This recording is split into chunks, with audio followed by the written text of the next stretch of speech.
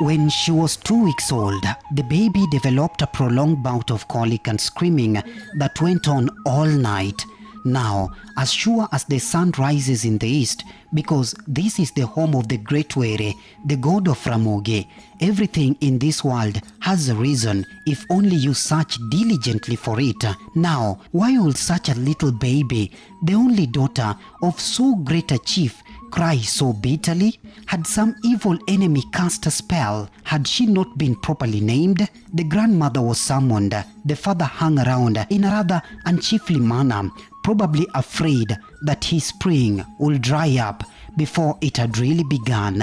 A grandmother, Nyarmego, came in and began to march up and down with the help of her cane, a rather sprightly figure for her age. She started talking in a conversational tone, then with an increase in tempo that eventually reached a complaining high-pitched harangue. Great Were, god of the eye of the rising sun, creator of Ramogi, we revere you and prostrate ourselves before you. Is it not you who brings the rain in season to shower our crops and support new life? O Rauma, great warrior and father of many children, husband of many wives, did you not select a husband carefully for me? And did I not, as good daughter, agree without a mama? Oh, Achieng, daughter of the rocky country of Seme, my dearest mother, did you not teach me how to conduct myself as a good wife? Did I ever turn to the left or to the right of the way you taught me? Did I not honor, love, and serve the great chief Gogniadinda, my husband, until the day I buried him in pomp and honor, fulfilling all the requirements of Chik, the way of our people? Did not my upright son, Odero, rule in his father's stead? And have I not always guided him to listen to the counsel of Jodongo, our elders? Has he not always heard and done everything in its season, offering sacrifices of bulls, goats, and rams, and profuse libations of Kongo, our brio, for the safety, health, and prosperity of his people?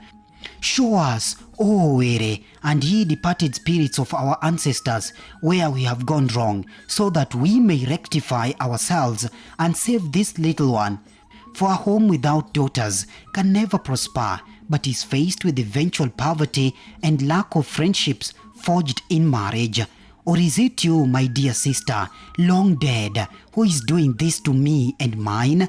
Did I not take you as my younger sister and bring you from our country and from my father's house to come and help live in my husband's house as my co-wife?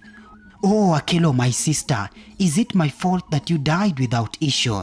And before she could complete that sentence, the baby suddenly stopped crying, burped, looked around her, dazed for a little while, and then fell asleep. Everybody looked at the other significantly before tiptoeing. It was the hour of the first cockcrow, and one might still catch a little sleep, and the rest could wait till sun up. The next day, Akoko was ceremoniously slaughtered and eaten in memory of poor childless Akelo, who obviously did not want to be totally forgotten. The baby was then given a third name, Akelo, after her grandmother's sister. Among these people, it is not enough that a child has 3 names or more. Praise names are always added, either in memory of the child's namesake or to bring attention to some aspect of the child's personality.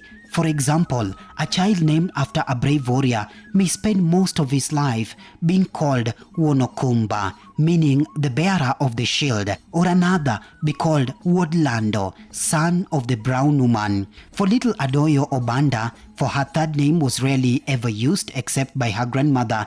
That extra name was Akoko, the noisy one, for she had an extremely powerful set of lungs and she did not mind using them. Later, she would be a famous singer of the Daj Gueyo in its complete range. But for now, she was just a temperamental baby. Everybody remarked that she would be a very determined person someday.